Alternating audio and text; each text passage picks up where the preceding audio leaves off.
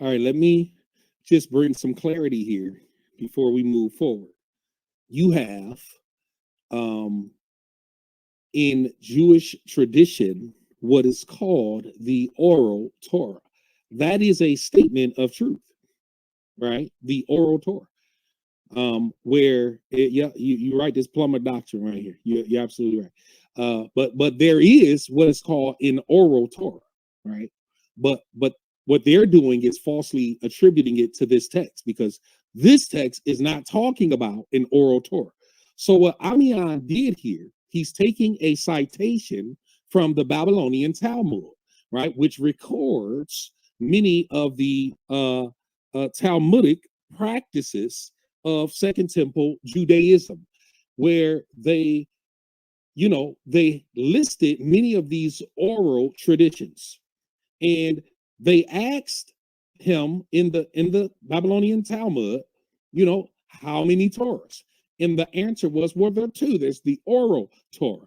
I will say it is a statement of truth that the Jews did elevate the traditions of their elders that were non-Torah. They elevated those traditions to the level of the Torah. That is a statement of truth. They did that, right? The problem is that's not what's going on in Acts 15. And it's a total conflation, which simply means that he is doing what I call a switch and bait. He's bringing in, and this is why you have to watch it and study these things out, because you can say something true in a wrong context. And just because you make a statement of truth, if you apply that statement of truth in the improper context, you still get error and false doctrine, right? What Priest Amian is doing here, he's falsely applying the statement of truth that there was a oral Torah, or the elevation of Jewish laws to the level of the Torah that God gave Moses. It's clear here that that's a statement of truth. But where he's wrong, notice in the text in Acts chapter number 15, verse number 1, it says, according to the custom of Moses. Verse number 4, it says, and when they had come to Jerusalem, they were received by the church and the apostles and the elders. Verse 5, but some of the sect of the Pharisees who believed rose up and said, it is necessary to circumcise them and command them to keep the law of Moses, right? This law of Moses here is not talking about the oral Torah at all. This is talking about the law of Moses. Shalom, shalom, shalom, everybody. How's everybody doing? We're back again with the blueprint. And this time in the blueprint, we are going to be doing circumcision and the works of the law, part 2. Circumcision and the works of the law, part 2. And you see, I started out this video using Elder Mike, a clip of Elder Mike from his channel, Your Urban Church. Go check it out, right? And I'm showing you in this is a video I talked about in the first part of this series, where Elder Mike is critiquing a debate on Debate Talk for You about circumcision between Priest Aminyan, an Israelite brother, and Vocab Malone, an urban apologist. And so you hear what he says in this clip. He says that Priest Aminyan and us that argue this point, he called it, they called it plumber doctrine. That's what was on the screen. They called it plumber doctrine. And so said that we're doing a bait and switch. And he said, this is why you got to be careful.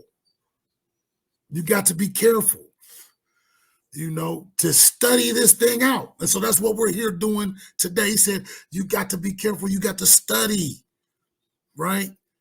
You got to study this so you don't get trapped with this bait and switch. So we're here and we're studying this out right now. That's what we're doing in the first part, we went through all the what Moses wrote, right? But let me focus on this. Let me say this. He also went on to say that yes, there is an oral Torah, and this goes back to what I said in the first video. I don't quite think he said, but you can't apply Oral Torah to Acts 15, to when it's talking about circumcision. That's what he said. And that goes back to what I said in the first part. I don't think these guys, the Christian church, the urban apologists, and even Israelites, even Hebrew roots people, even Messianics, actually comprehend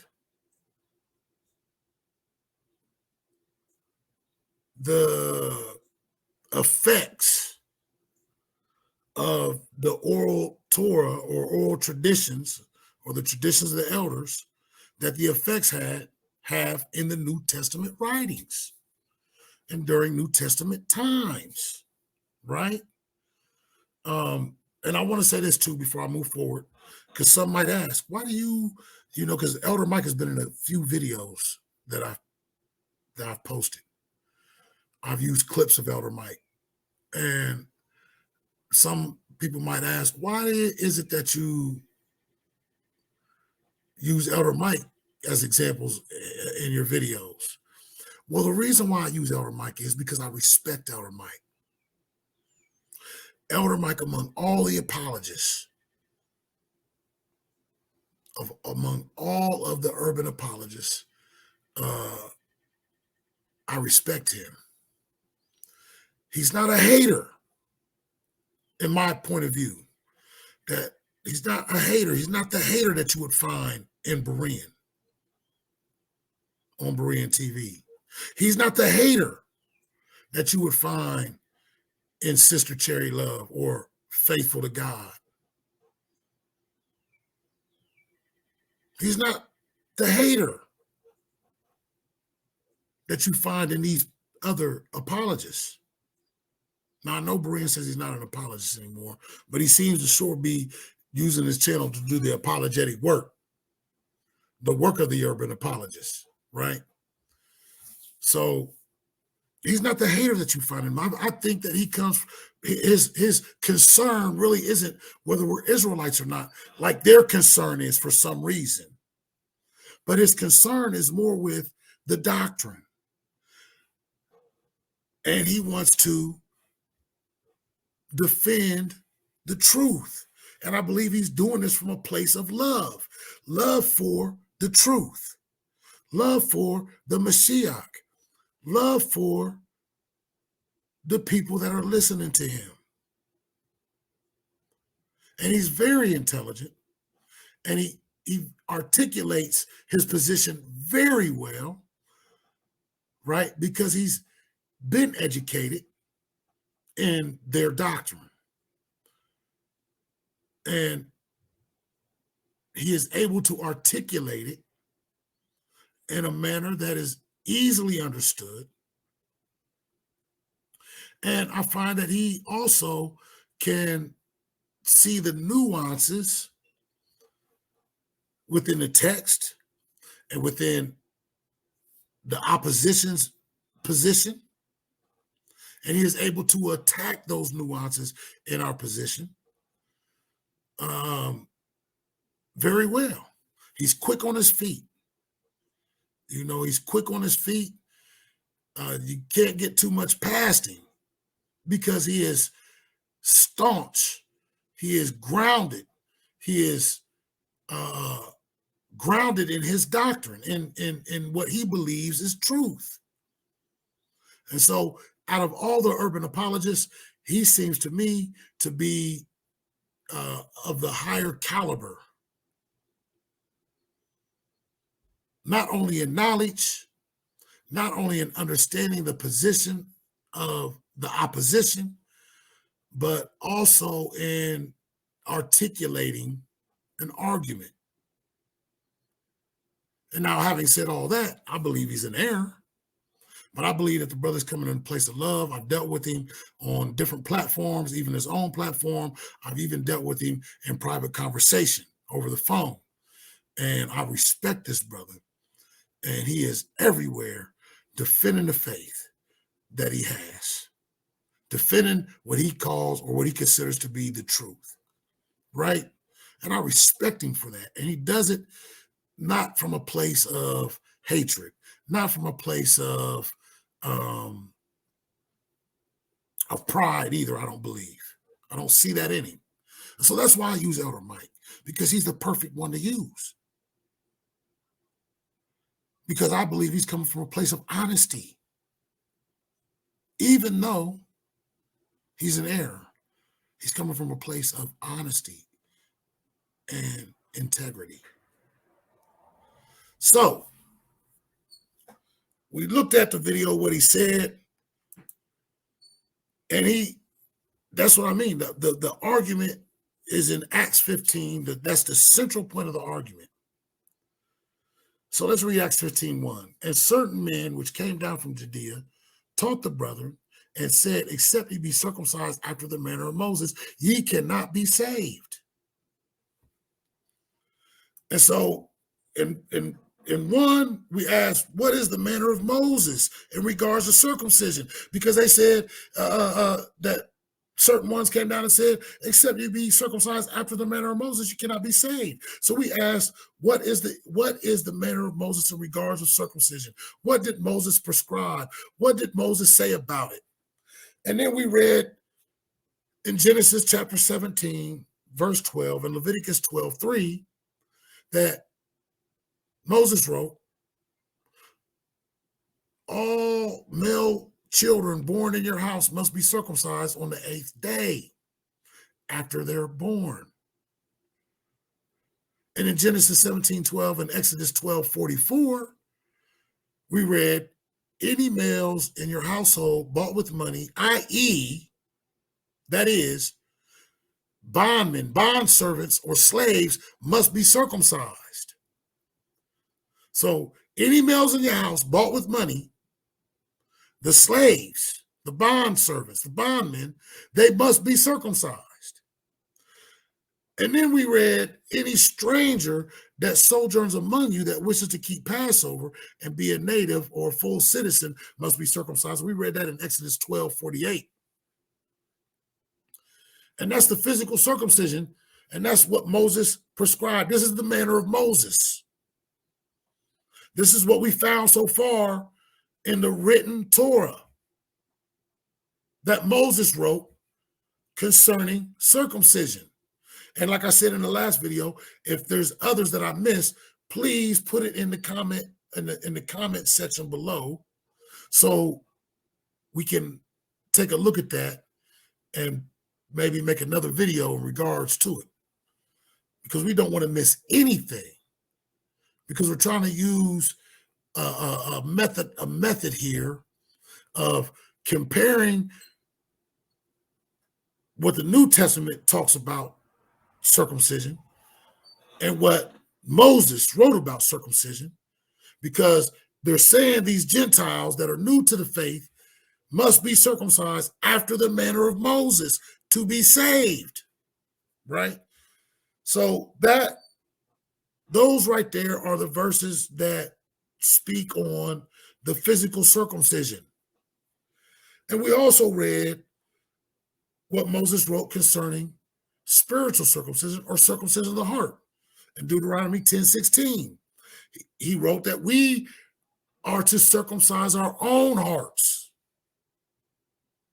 And in Deuteronomy chapter 30, verse 6, Moses wrote that there will be a day that will be coming when Yah himself would circumcise our hearts and the hearts of the children, the hearts of our children. And I believe that that day is upon us now. And that's why we see people, and I'm not going to use the word awakening, because I'm not talking about just Israelites. But because before I understood that I was an Israelite, the Most High led me to start keeping the Torah, the law, statutes, and commandments, right? The written Torah. And I saw and I noticed that he was leading other people, Gentiles alike, other people from other nationalities, from other ethnic groups, and from other lineages to come and keep the Torah. So I believe that what we read in Deuteronomy 36 is what we see taking place today. But before we move on, because the whole point of this series is to compare what Moses said, or Moses wrote rather, what Moses prescribed in writing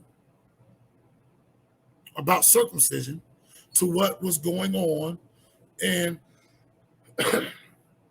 the first century AD and New Testament times with the apostles and the Gentile believers, right? So let's take another look at another clip of Elder Mike and what he says. Right? Let me pull something up here, and I'm not trying to get too deep here, but I do want people to try to understand. Right? One second here. Let me share my screen so we can get this together here. Now, Acts 15, verse 5. Notice what it says here. But some of the sect of the Pharisees who believe rose up, saying, it is necessary to circumcise them and command to keep the law of Moses. Now, I just want to be clear here that in this text here, where are we? I'm sorry. Get to verse 3, verse 5. Here we go. Notice what it says here, and I'm sharing this for a reason because I want people to see. It is necessary to circumcise them and command them, is not in the text, it's italicized, to keep, watch this. I brought this out the other night when we were studying from Galatians, ha-namas, right? You have the definite article here next to nama. So it is not talking about a law. It is not talking about a segment of the law, nor is it talking about a portion of the law. Ha-namas, the definite article here, makes it clear that this is the law of Moses. These aren't Talmudic practices. These aren't the Mishnah practices, but this is the actual law of Moses that's in question. This ha means the definite article, and it defines what follows it. So we're talking about the law, not a tradition, but the law of Moses. And I hope I didn't lose anybody there, but I wanted to bring that out, right? The law of Moses. This is not talking about the traditions of the elders, right? The word namas is the word for law. So the law of Moses is what's in view here. To try to take this and twist it into being the tradition of the elders is scripture out of context. Hello. Scripture out of context. The law of Moses. Bless you, JT Mack and Pastor Aaron Green in the house. All right. It's so clear here. Anybody who is fighting this is fighting against the scripture. You're not fighting Elder Mike, right? You're not fighting against Christians. You're fighting the word of God. We have read what manner Moses prescribed as it relates to circumcision for both the Israelite and the stranger. I want to now look at the New Testament to test and see if the Pharisees were following Moses's prescriptions, right?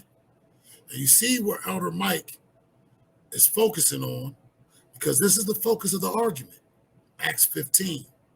We saw what Elder Mike read, and we can see from what he explains, in my view, that it seems to me that he is saying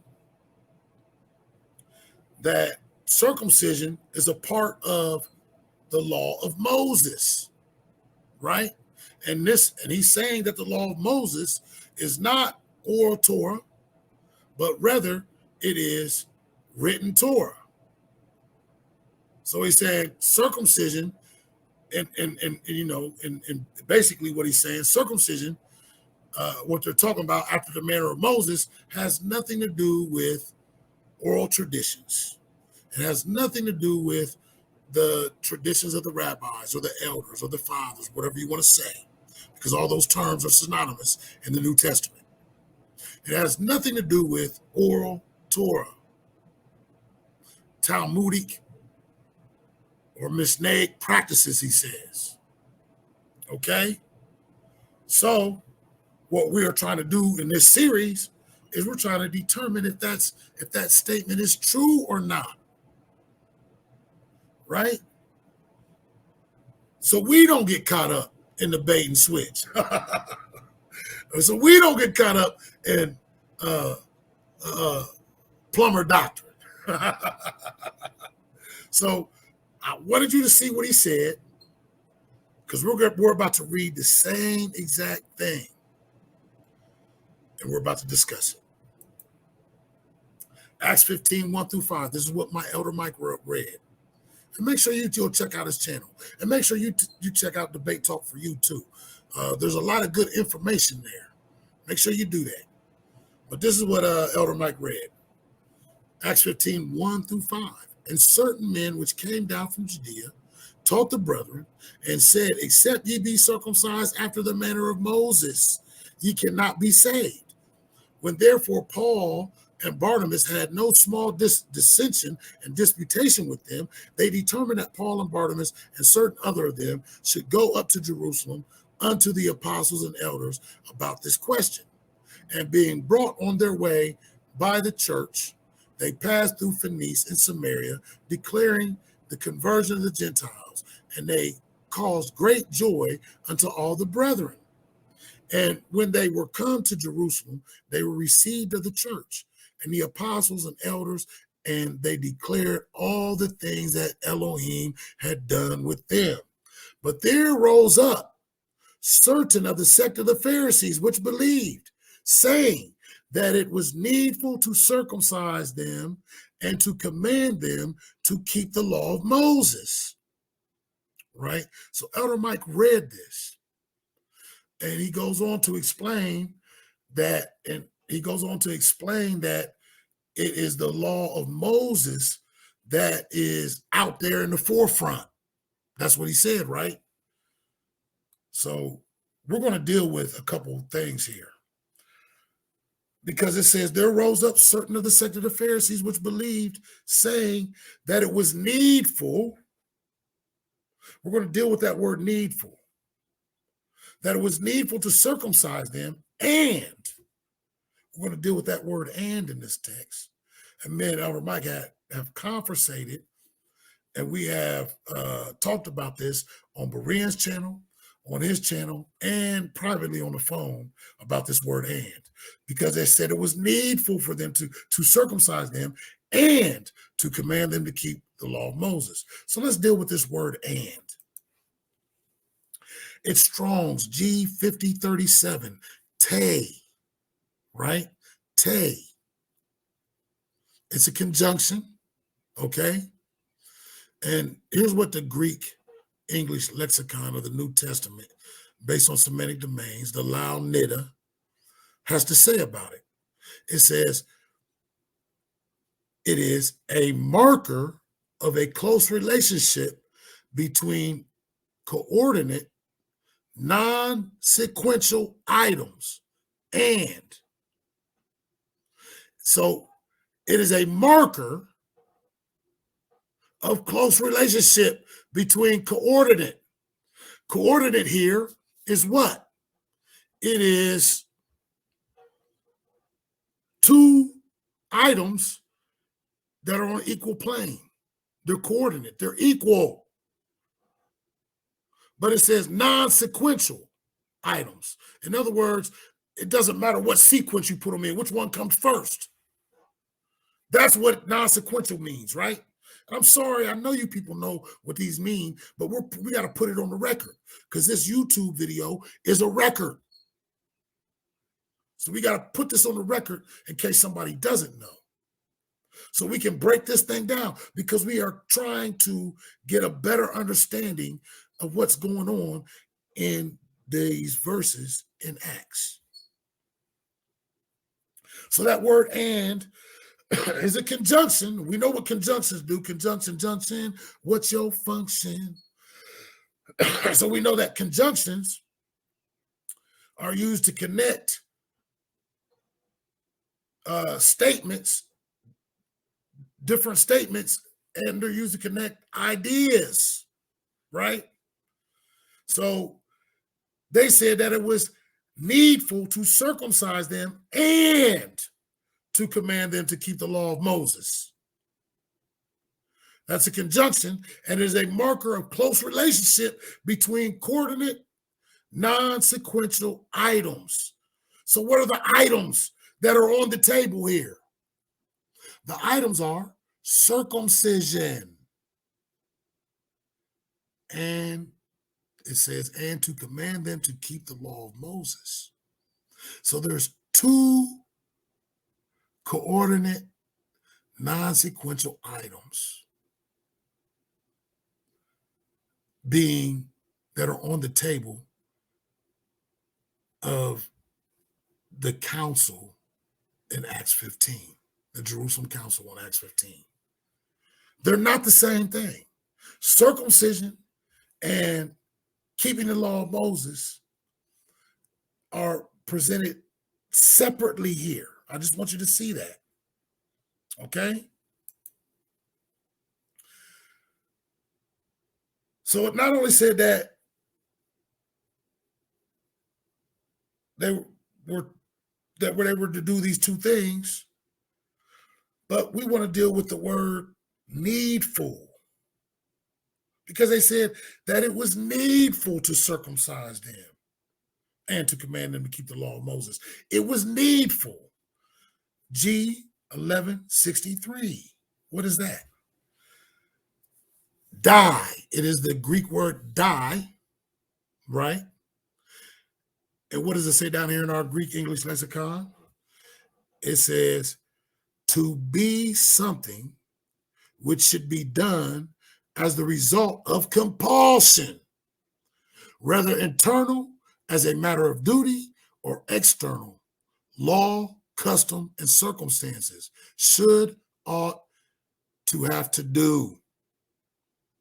So they said it was needful to circumcise them. But I want you to see this. It is what? It is something that should be done as a result of compulsion, whether internal, as a matter of duty, or external, law, custom, or circumstance. So we can pretty much see that this does not fall in the internal. It's not an internal compulsion, right? Something they see that we need to do as a matter of duty, but we see that it is an external compulsion. So it's a compulsion coming from an external place, law, custom, and circumstances, right? So let's look at that word compulsion in a dictionary. And it basically says the same thing that we just read for the word die, right? In the lexicon.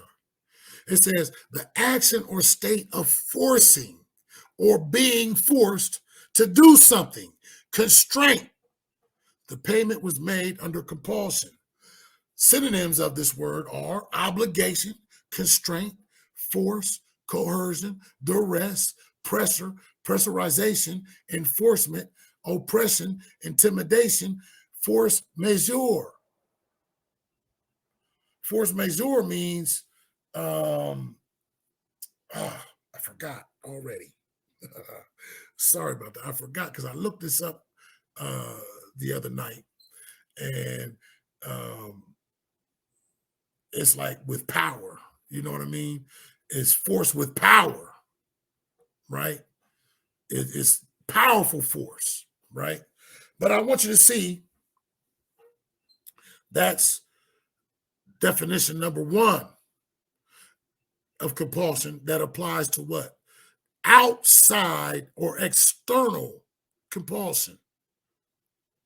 It's forced by constraint. It's forced by coercion. It's forced by pressure. You understand? It's forced by intimidation, right? But then what does number two say? An irresistible urge to behave in a certain way, especially against one's conscious wishes. And it gives an example. He felt a compulsion to babble on about what had happened. Synonyms of this word is urge, impulse, need, necessity, desire, longing, motivation, drive, obsession, fixation, addiction, temptation, pull. So we saw that. My friend, let's go look at it.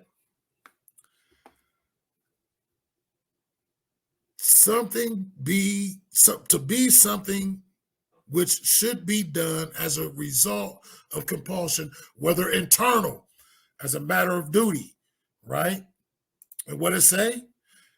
An irresistible urge to behave a certain way, especially against one's conscious wishes. He felt a compulsion to babble on about what had happened, impulse, a need, a desire, a longing, a drive,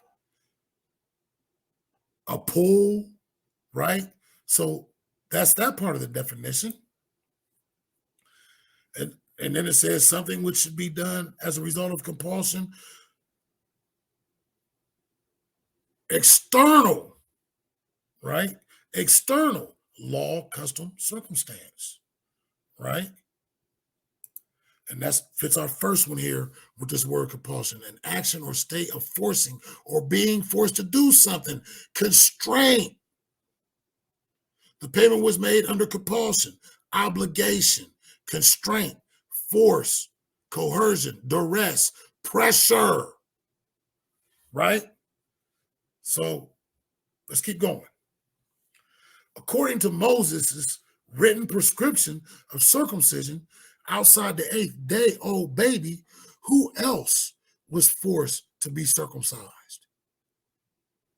Because we see that word needful, die, is to have to do something under compulsion.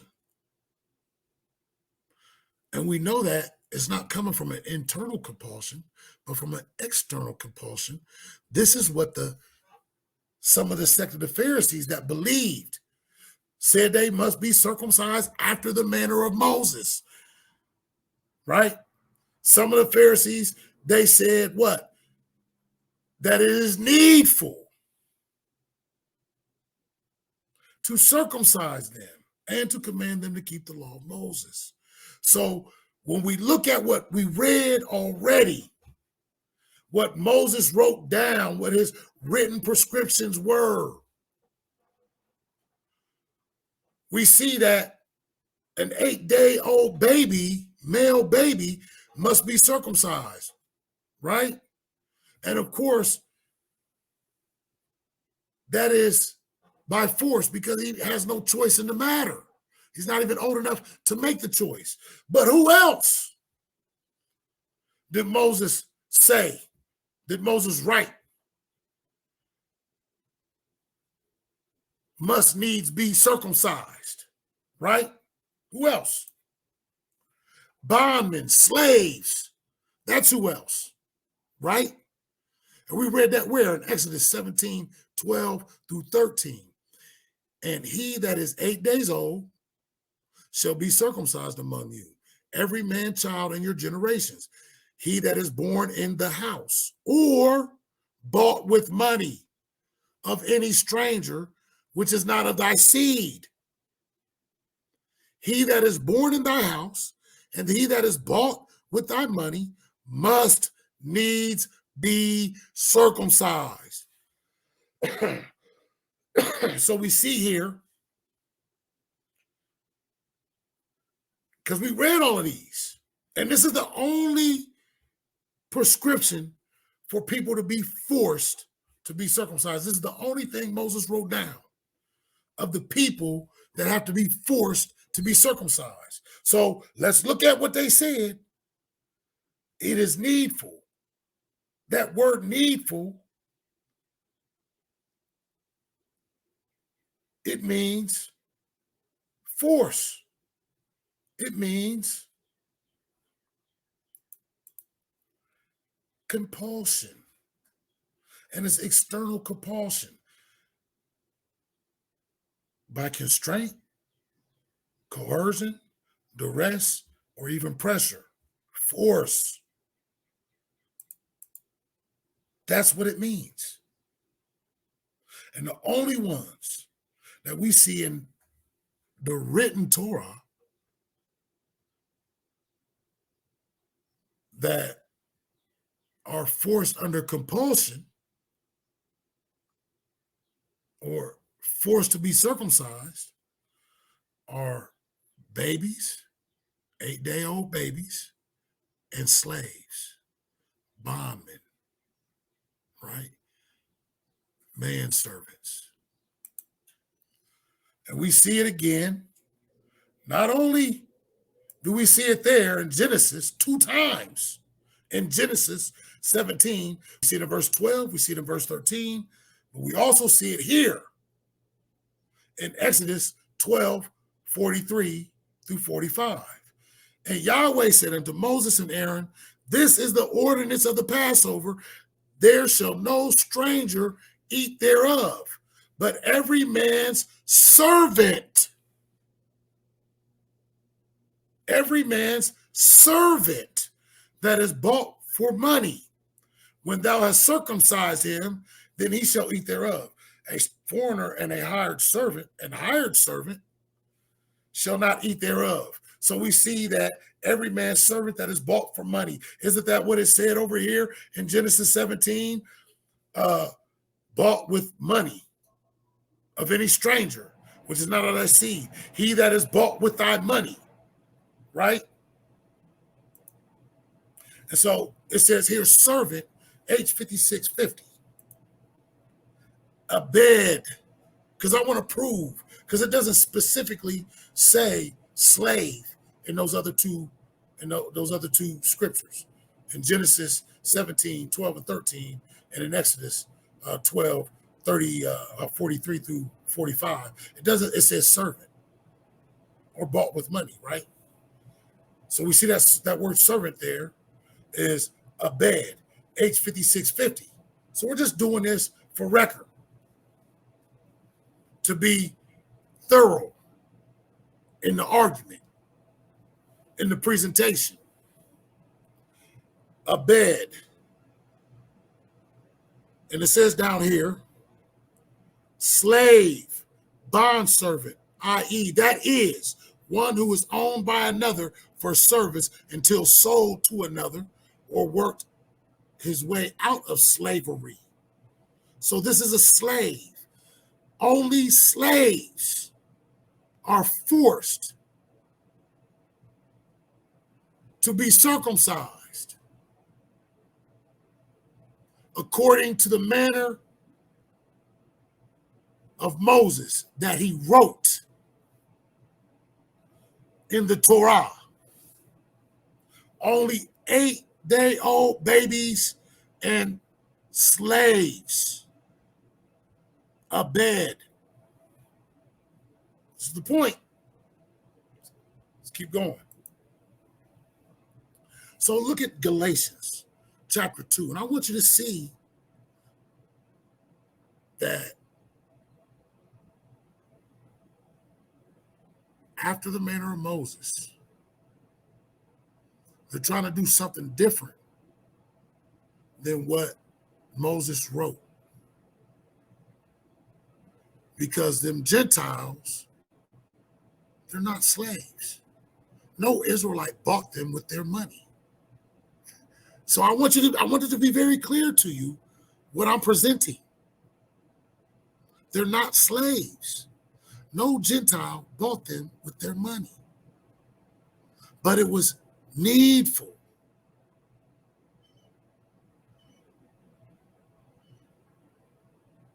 In other words, they're saying they must be circumcised.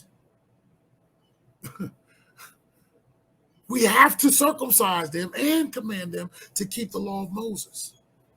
So I want you to see that after the manner of Moses,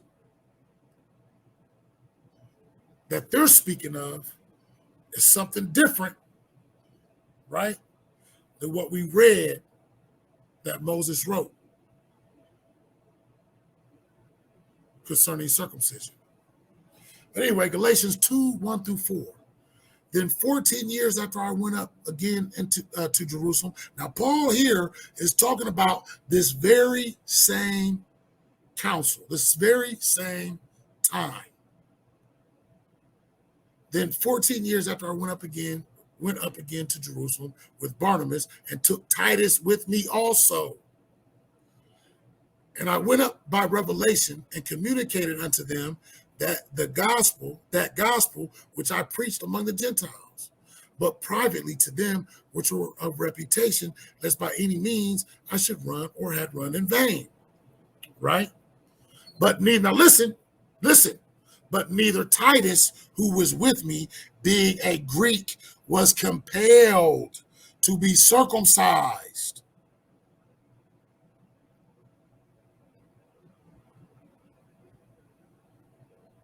Neither Titus, who was with me, being a Greek, was compelled to be circumcised, and not because of false brethren unawares brought in, who came in privily to spy out our liberty, which we have in Mashiach Yahushua, that they might bring us into bondage. So, what's that word compelled? It's G3:15.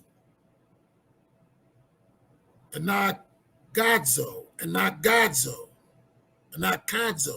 right? And not Godzo. Compelled. G3:15. What does it say? And that Godzo, and we read this one in this comes from the Dictionary of Biblical Languages. Compel, force, make one do something.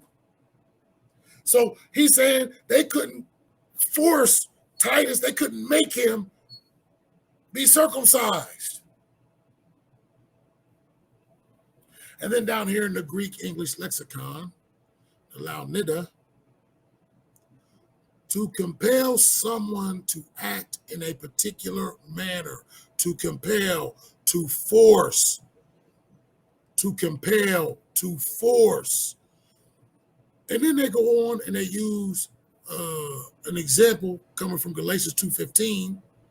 And it says, if you who are a Jew live like a Gentile and not like a Jew, how can you compel Gentiles to live like Jews?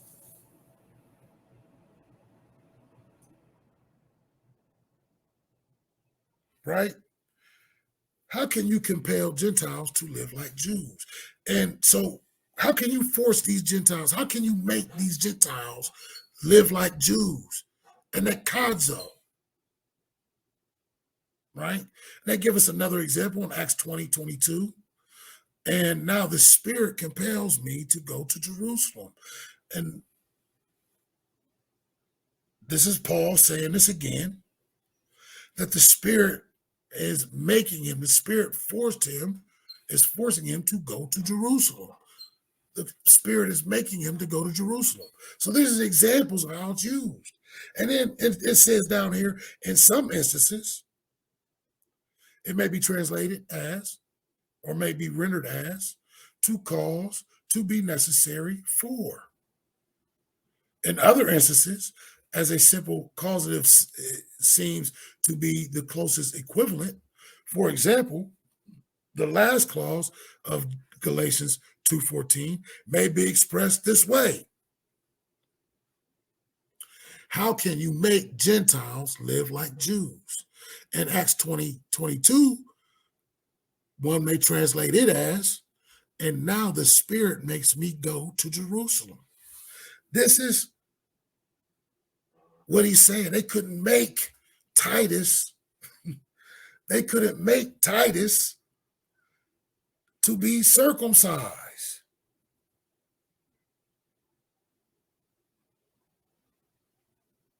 And let's go back. Let's go back before we move to that one. And let's look at that again. Because I want you to see and catch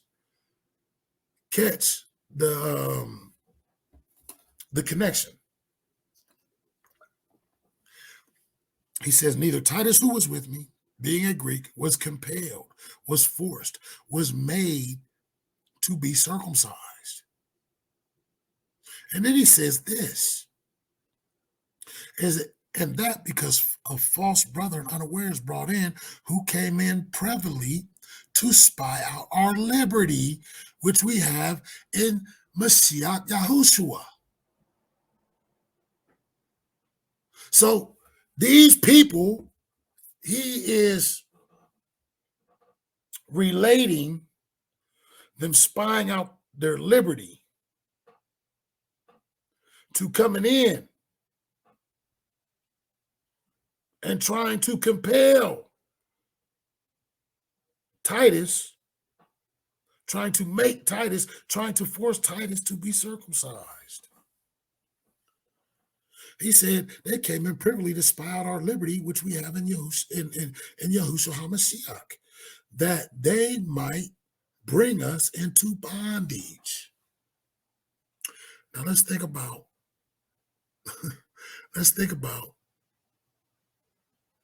what Moses wrote down and prescribed. He said the only ones that are forced, that's what we found out, the only ones that are forced, that are made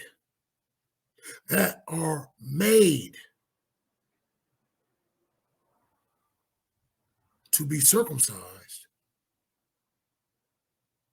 are babies that are 8 days old and slaves, bondmen.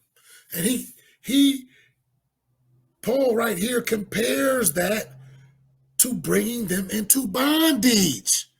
So is Paul making this argument from a position outside of Torah, written Torah, or is he making it within the guidelines of the law? Sounds to me like he's making it within the guidelines of the law. But that's going to be a whole nother part to this series. But I just wanted you to see the connection that Paul made here to being forced to be circumcised.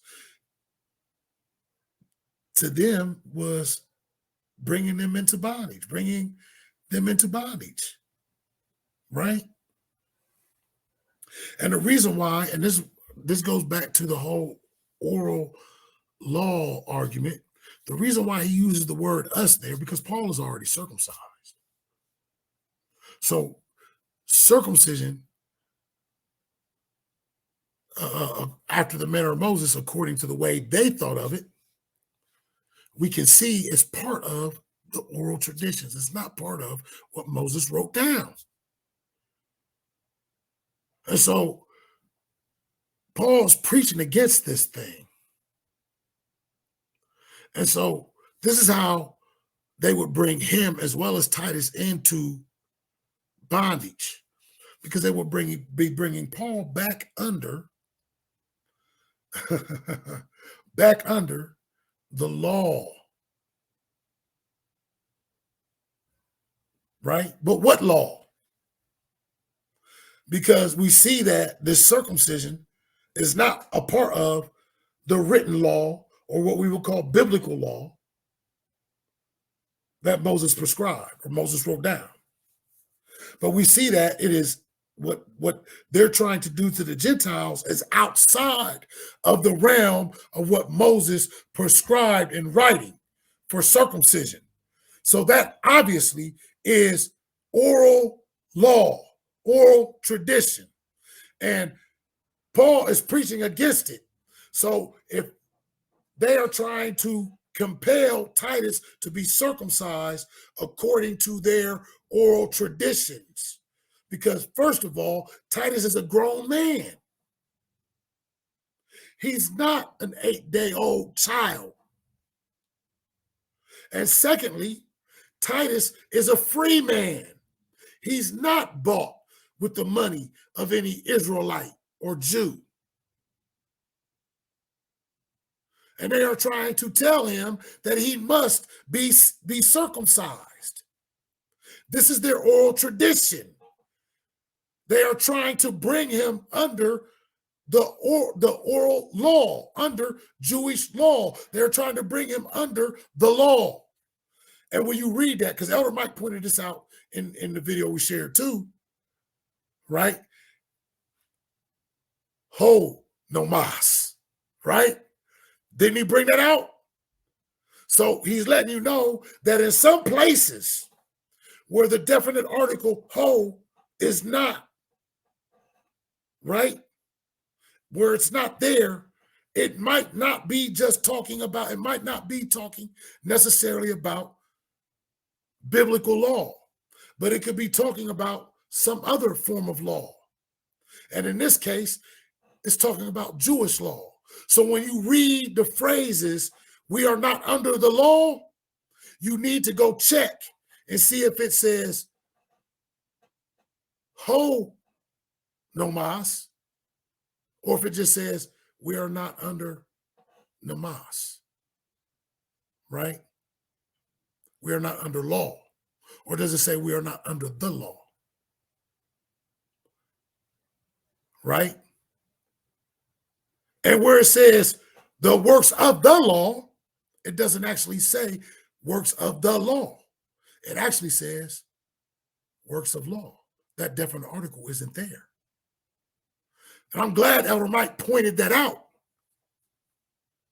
Because once we understand that Paul's argument here is within the guidelines of what Moses wrote and not outside of it, but it's actually the Pharisees, what they're calling the manner of Moses is outside of the guidelines that Moses wrote. So when we see that, he's saying that they might bring us into bondage. Elder Mike's argument is that bondage is under the law. That bondage is back to old covenant laws, commandments, and statutes, as he would say. But I'm showing you here, and it's plain as day now, that bondage is under their law, their Jewish law, their oral law. And so Paul left from that, right? And so now these fellas done came down here, and these false brethren, as he says, came in privily to spy out our liberty. Because not only am I free, Paul am free from Jewish law, but Titus is free from Jewish law too. And they came out to spy out our liberty. So when they're telling you that they have liberty not to keep the Sabbath, they have liberty not to follow the written Torah, the written laws and commandments of the Almighty, right? They're misrepresenting Paul's argument here. And this is proof. So let's go on, because we want to look at that word bondage, right? But first, let's read this. I got a little lost here. So let's read this. Galatians 6:12 and 15. Many as desire to make a fair show in the flesh, they constrain. That's that same word. Look, let's look at it. That's anakadzo, which means what? To compel, to force. make one do something. It's the same word. It's the same word. I just want you to see that it's the same word. As many as desire to make a fair show in the flesh, they constrain anakadzo.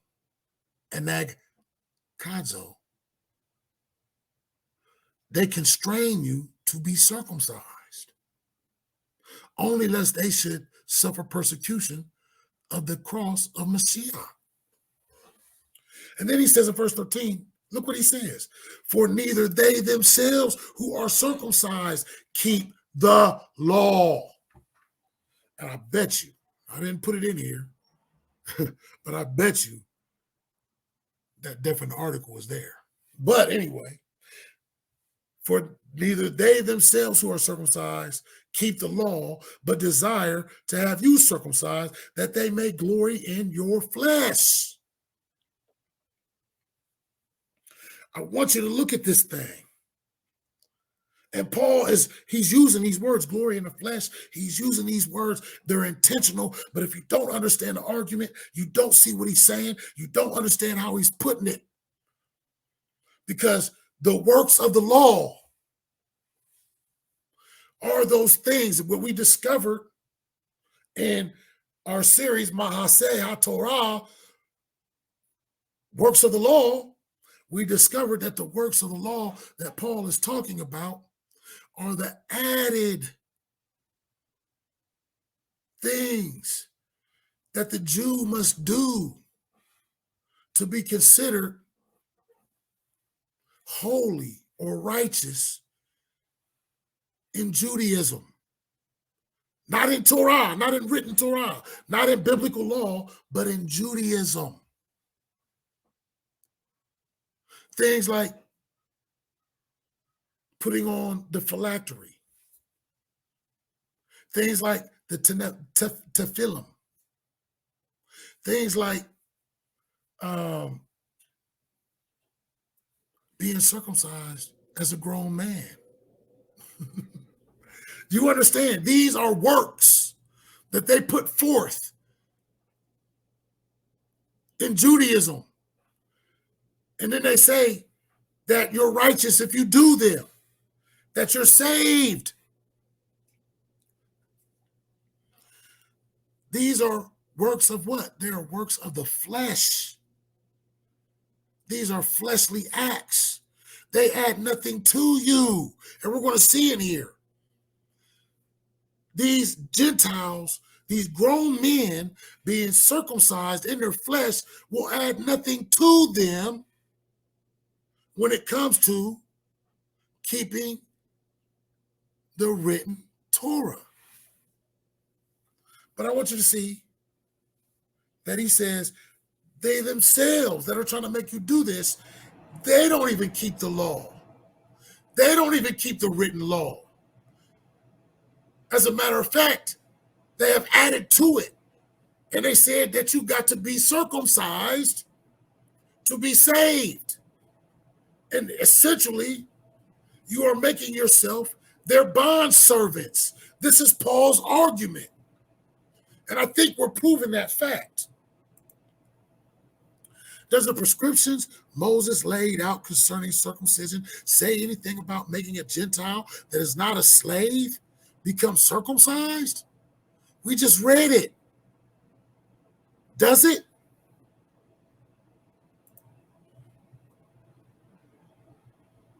Here's what it says about a Gentile being circumcised. In Exodus 12, 47, 49. Now we read this, 47 through 49. We read this.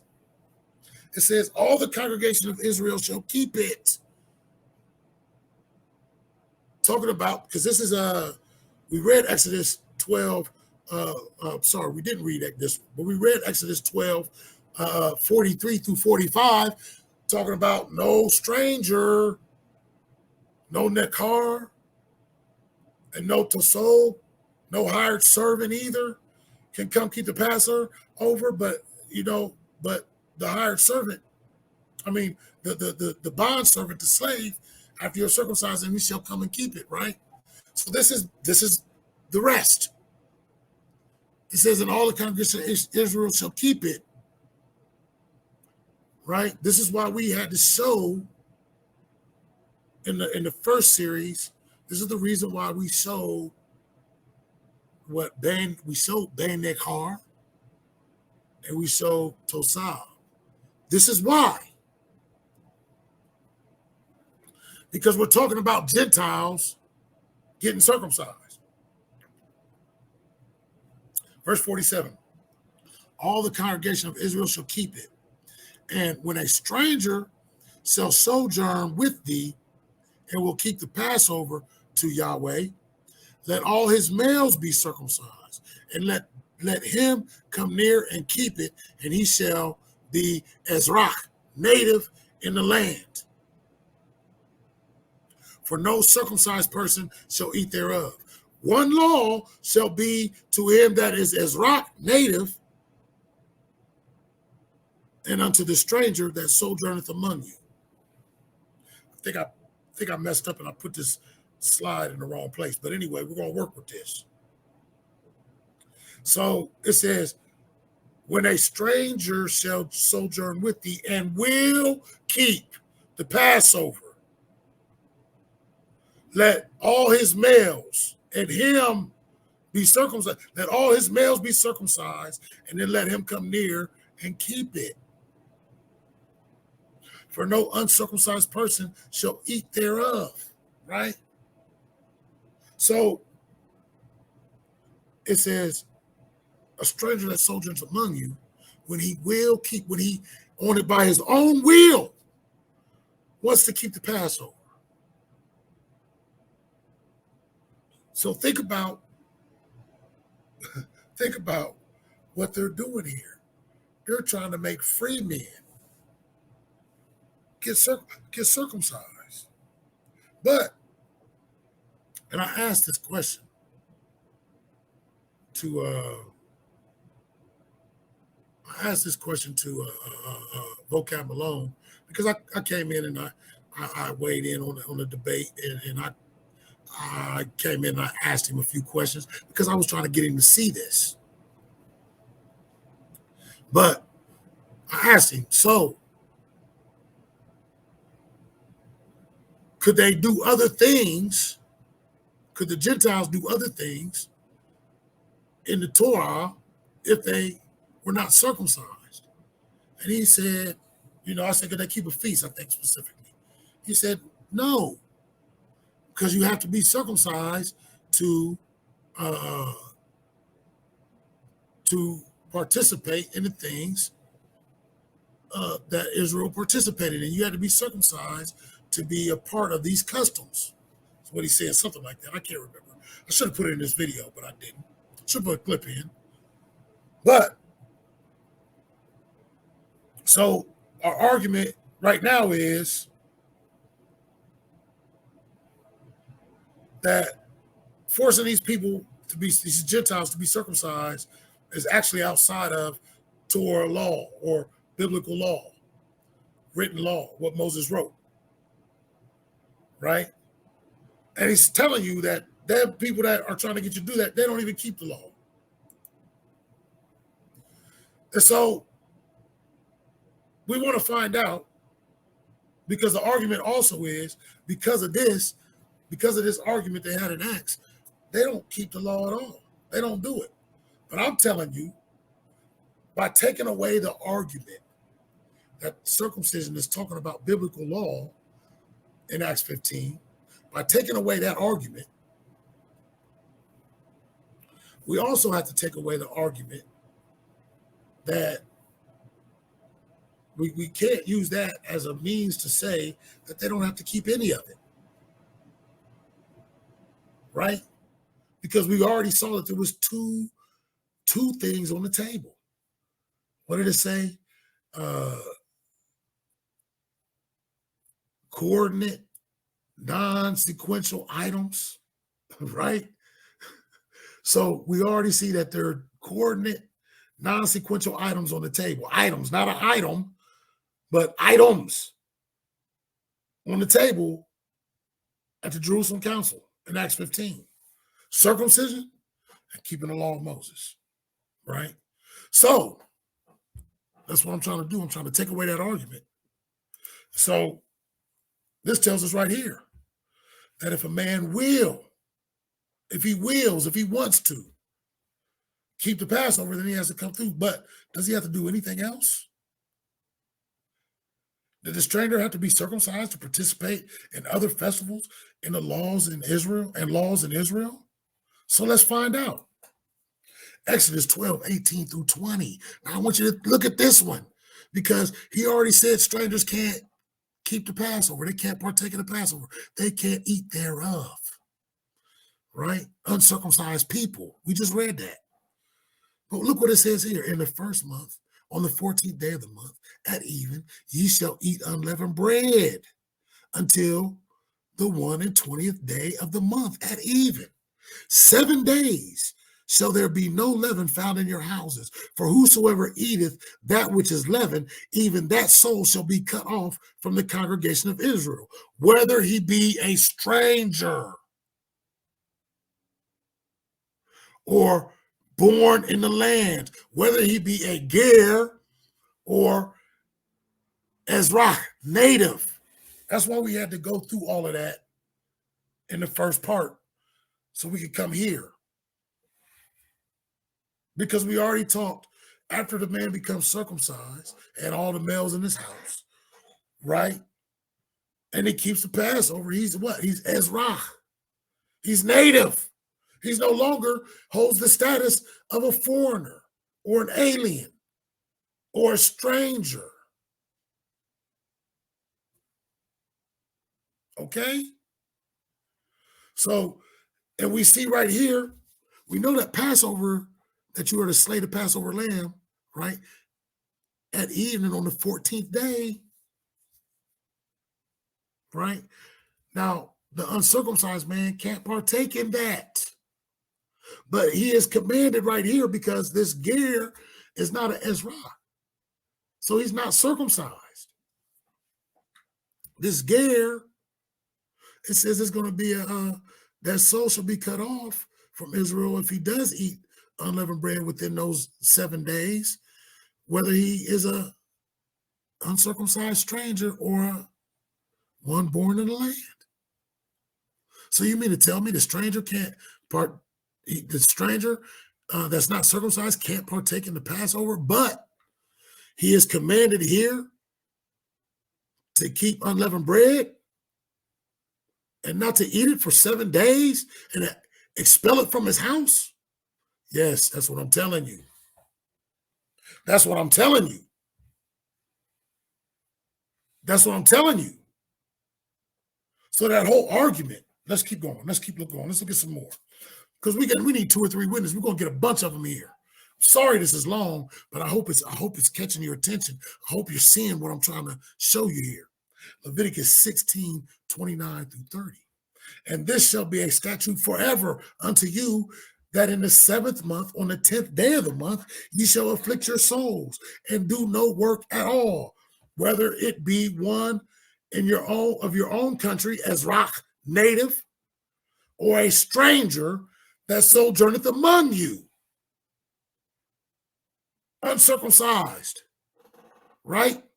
For on that day shall the priest make atonement for you to cleanse you, that ye may be clean from all your sins before Yahweh. So here we go. The Day of Atonement. Ezra.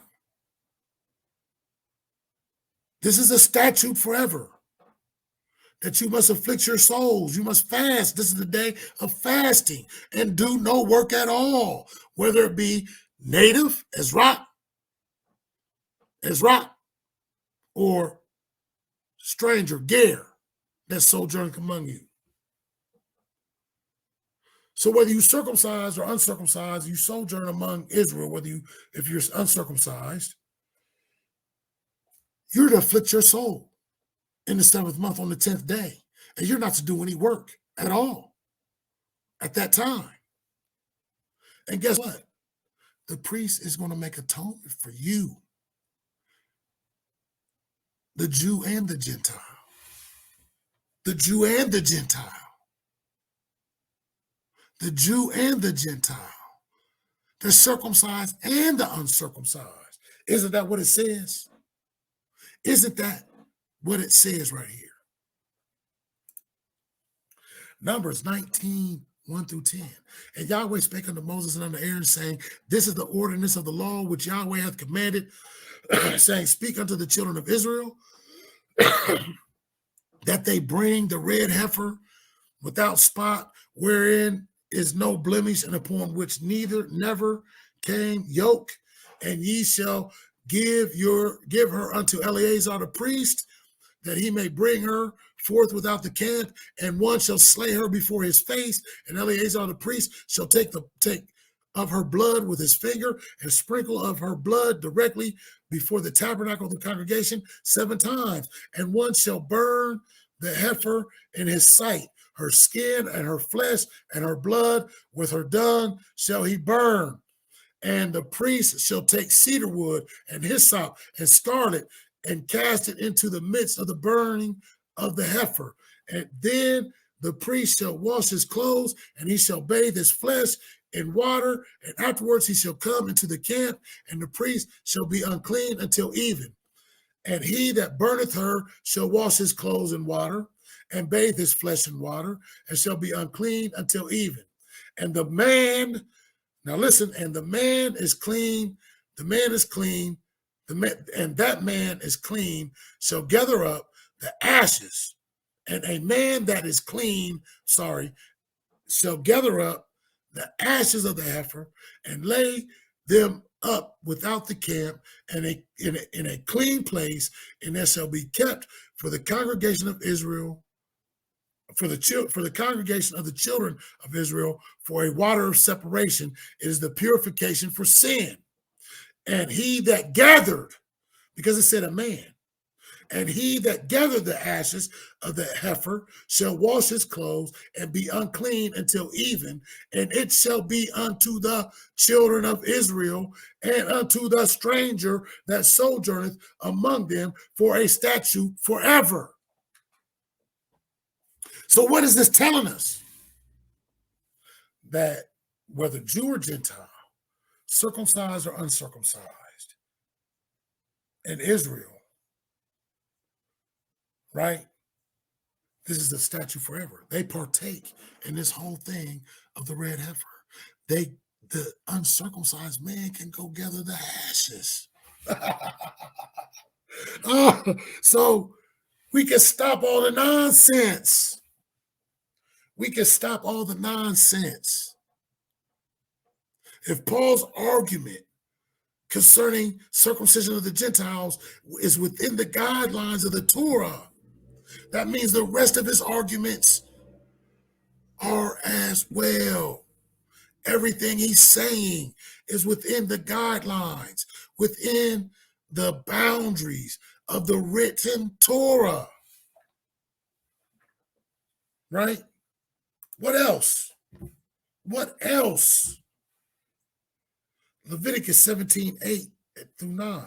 And thou shalt say unto them, whatsoever man there be of the house of Israel or of the stranger which sojourneth among you, that offereth a burnt offering or sacrifice, and bringeth it not unto the door of the tabernacle of the congregation to offer it unto Yahweh, even that man shall be cut off from among his people. So what's the argument? Look, we see again, whether Jew or Gentile, they can receive atonement for their sins. They can bring the sacrifice. They have Yahushua HaMashiach, whether Jew or Gentile. You understand? The priest makes atonement for them. But he's saying if you don't bring it to the door of the tabernacle, it is sin, whether you're a Jew or Gentile, whether you're circumcised or uncircumcised. You understand? This is what it's saying.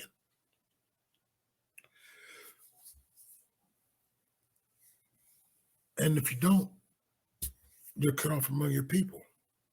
And so we'll deal with this another time, but this takes us back to Paul's argument in Ephesians about the middle wall of separation. And Zadok,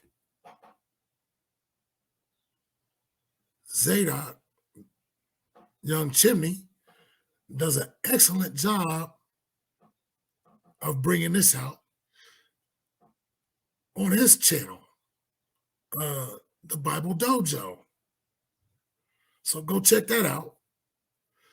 And he talks about the middle wall partition, and he does an excellent job showing you and using historical references, and he shows you from the text what is actually going on there. Check that out. Zadok, the God Hop MC, the Bible Dojo. Check it out.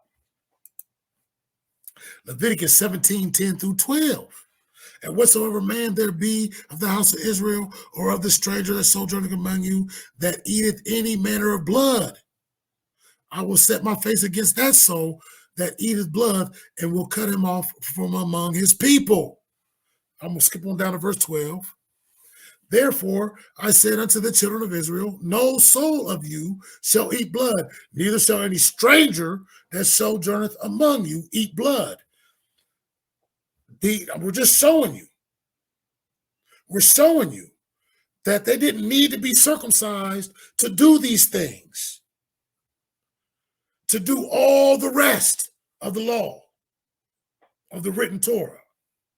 Just Pesach. Now I got this one on here for my brother that comes on Berean's channel, my Israelite brother that comes on Berean TV, Elder Green, my Israelite brother Elder Green, because he's constantly saying, and I've heard other Israelites say this too, that in the new covenant, Gentiles, they don't have to abide by the dietary laws. So I'm bringing this for him. Hallelujah. Thank you, my brother. Hey, the brother's on point. The brother's on point. But I think in this one area, we know the truth of the matter is you can't force anybody to do anything. But we can see that in Israel, they're supposed to be doing everything else the Israelites are doing, whether they're circumcised or not, right? So Leviticus 17:13-14. And whatsoever man there be of the children of Israel, or of the stranger that sojourneth among you, which hunteth and killeth any beast or fowl that may be eaten, he shall even pour out the blood thereof and cover it with dust. So the reason why I'm bringing this here is because look at that. Look what I got highlighted in green and underlined it. Which hunteth and casteth and catcheth any beast or fowl that may be eaten. So that alludes to the fact that there is something that may not be eaten.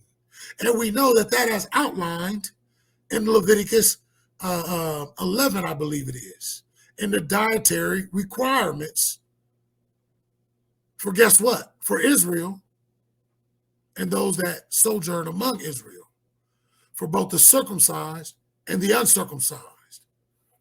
That is the dietary law.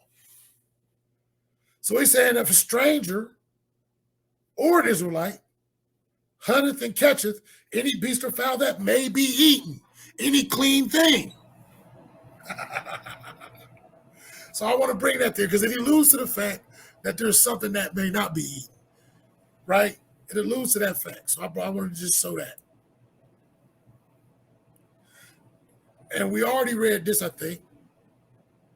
No, we haven't read this. Leviticus 17:15-16. And every soul that eateth that which dieth of itself, or which is torn with beasts, whether it be one of your own country, Ezra, native, or a stranger, ger, uncircumcised, he shall both wash his clothes and bathe himself in water and be unclean until even. Then shall he be clean. Do you understand? But if he wash not washed him not, nor bathed his flesh, then he shall bear his iniquity. And that goes for both the circumcised and the uncircumcised, the stranger and the sojourneth among them, and the native. Right?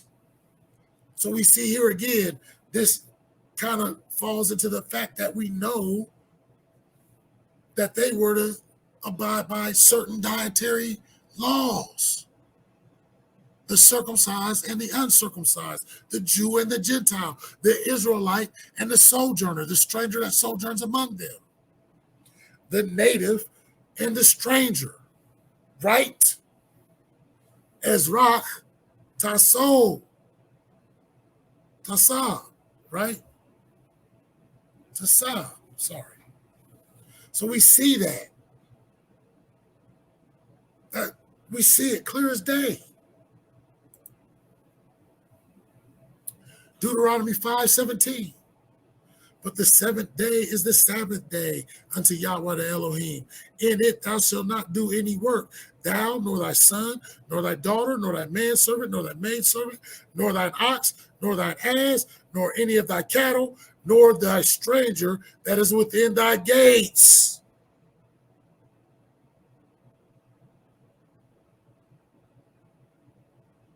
So they even had to keep the Sabbath.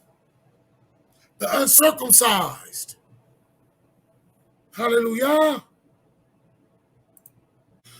The point here is there is nothing in the written prescriptions of Moses that says a Gentile has to be circumcised to participate in any festival other than Passover.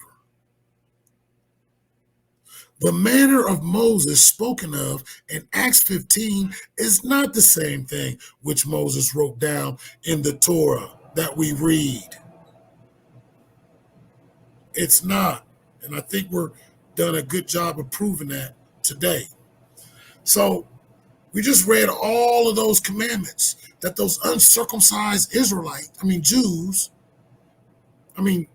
those uncircumcised Gentiles were still expected to keep, right? So what does Paul say in 1 Corinthians 7:19? The circumcision is nothing, but uncircumcision, he says, circumcision is nothing, and uncircumcision is nothing, but a keeping of the commandments of Elohim. That's what matters. And we saw that.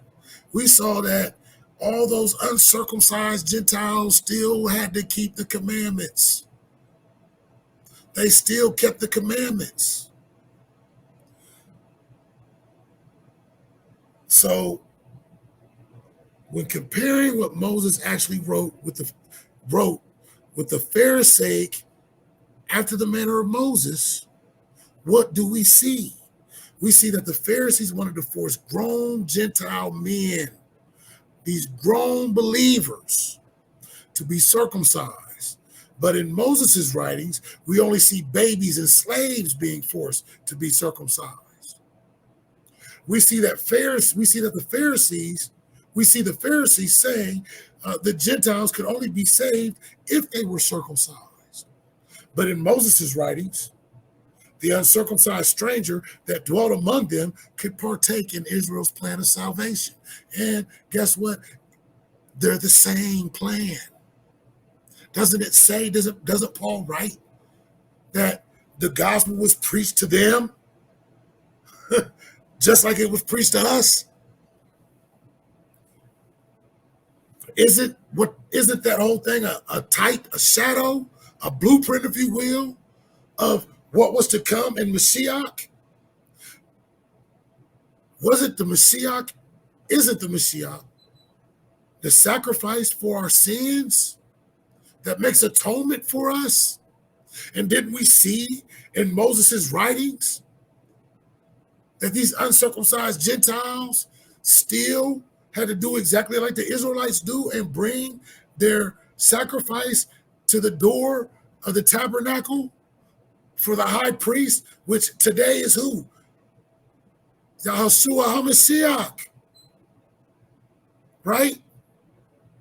And then what? On the Day of Atonement, those uncircumcised Gentiles, the high priest, he made atonement for them just like he did for the Ezra, the native born, the one born in the land. So the plan of salvation is the same. Hallelujah. In Moses' writings. We also see that Paul's argument is not an argument coming from a place of outside, coming from a place outside of the written Torah or the written law. But we actually see that it falls within the boundaries of the written Torah, of what Moses wrote.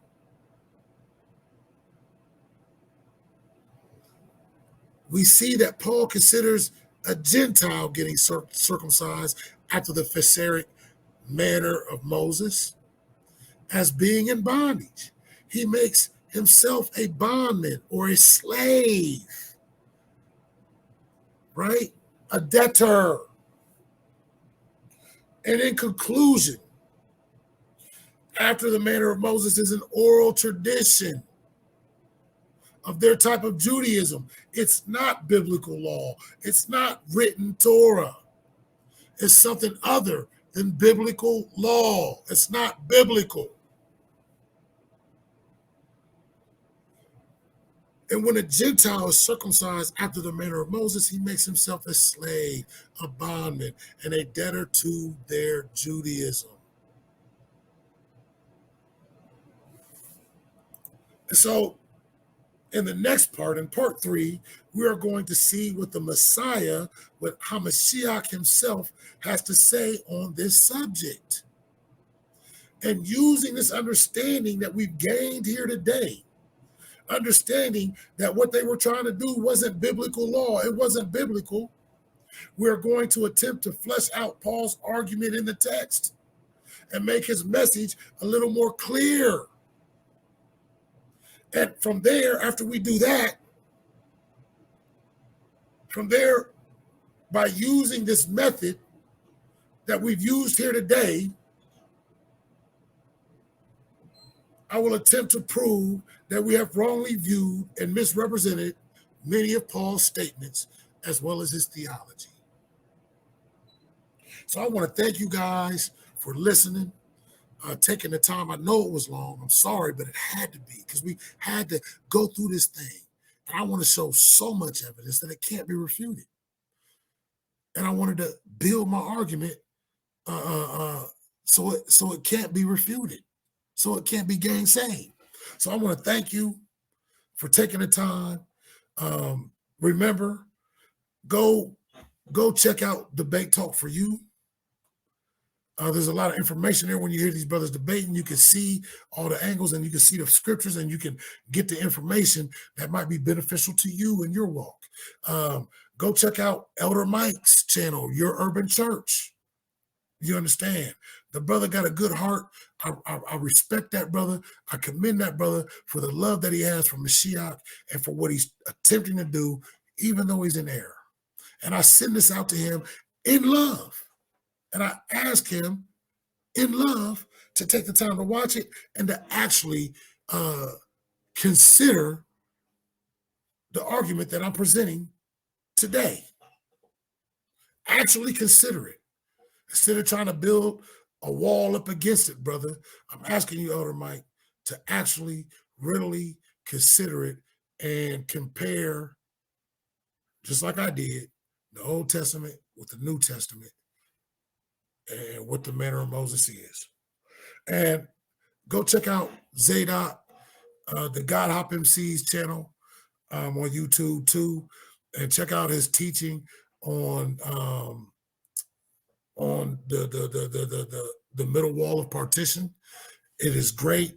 It is good, and he has so many good things on there. And he teaches about he got a few teachings on there. Him and some other brothers together about the oral traditions. And I didn't mention her in this video so far, but I'm going to mention her now. You need to also go check out Sister Shanti Doc. right? You need to check out her channel. She has so much resources and information concerning Oral Torah, the Oral Law, and she can read the Hebrew and she can read the Greek.